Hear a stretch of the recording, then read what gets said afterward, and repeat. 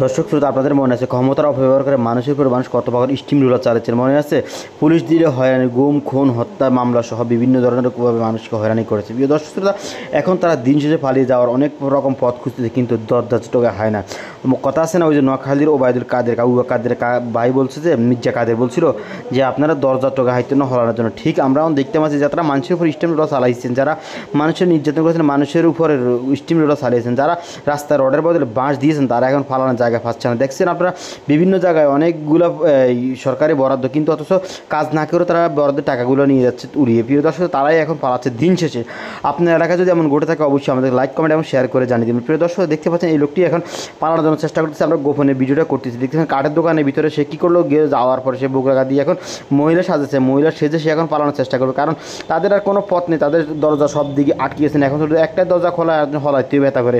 প্রিয় দর্শক, পাপ কখনো বাপেরে ছাড়ে না। দেখতে পাচ্ছেন, পাপ করবেন না, সৎসঙ্গে স্বর্গবাস, অসৎসঙ্গে সর্বনাশ।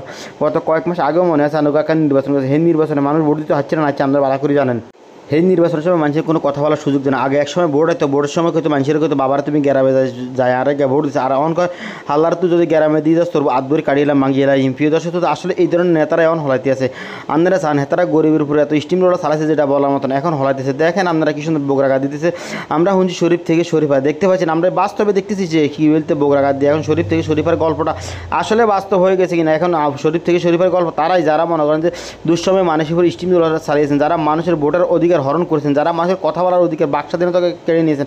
আমি বর্তমান প্রশাসনে যারা আছেন, বর্তমান বাংলাদেশে যারা পরিচালনা করবেন, তাদের কাছে একটাই অনুরোধ করবো, ডিজিটাল নিরাপত্তা আইনের নামে যে মানুষের বাক স্বাধীনতা কেড়ে নেওয়া হয়েছে সেই স্বাধীনতাকে ফিরে দেওয়ার জন্য আমি অনুরোধ করবো সবার কাছে। প্রিয় দর্শক, ডক্টর ইউনূসকে অনেকেই সুদখোর বলে থাকেন। আমি সুদখোর হোক আর যাই হোক সেটা আমি বলতেছি না। আমি একটা কথা বলবো, এই মুহূর্তে বাংলাদেশকে যারা পরিচালনা করছেন তারা অত্যন্ত গুরুত্বপূর্ণভাবে দেশ পরিচালনা করতে হবে, কারণ দেশের ভিতরে এই মুহূর্তে অনেক লোক অনেকভাবে দেশকে ধ্বংস করার জন্য উঠে পড়ে লেগেছে। আপনারা যদি অবশ্যই সজাগ থাকেন, ইনশাল্লাহ আমি আশা করি এই দেশটাকে সোনায় যোগাযোগ করতে পারবো ইনশাল্লাহ। দেখতে পাচ্ছেন যে দেশের বিভিন্ন জায়গায় এখন সবাই ধরা খাচ্ছে। আইনমন্ত্রী বলেন, গাইনমন্ত্রী বলেন, অর্থমন্ত্রী বলেন, এই মাল এই মাল যত মালে আছে সবগুলো ধরা খাচ্ছে আর উন্দের মতন খাদের পিঠে হাতে দিচ্ছে। আমি সবার কাছে একখানে অনুরোধ করবো, সবাই মিলে এই ভিডিও শেয়ার করুন, সবাই ভিডিও লাইক করুন, সবাই ভিডিওতে কমেন্ট করবেন।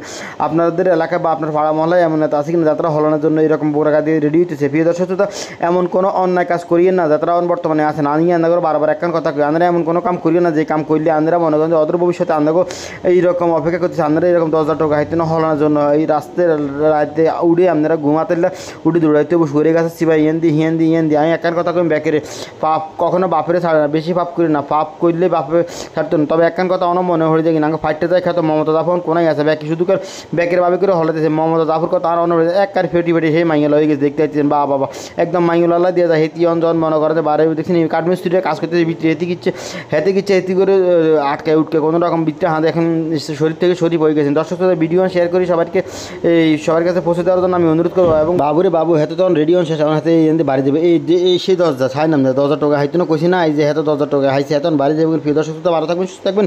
ভিডিওতে অবশ্যই লাইক করবেন এবং শেয়ার করে দেবেন। দেখাবেন নতুন ভিডিওতে। আল্লাহ হাফিজ, আসসালামু আলাইকুম।